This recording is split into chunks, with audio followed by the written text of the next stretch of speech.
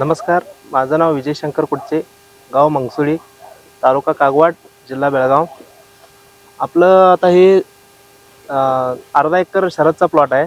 वैभवकुमार Jadhav sir यांनी ह्याला consulting करतात आणि आम्ही प्लॉट म्हणजे सोडणार होतो. म्हणजे माल कमी होता त्यामुळं आम्ही प्लॉटचा लई विचार केला नव्हता.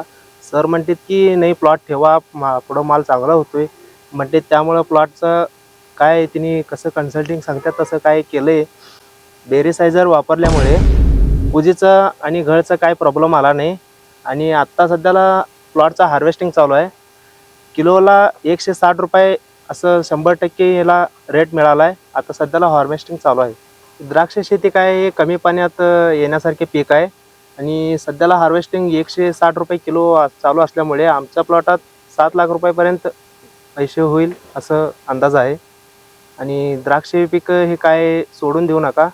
हे हाय असं म्हणजे माल कमी असला तर पण टिकलं तर पण चांगलं पैसे होत.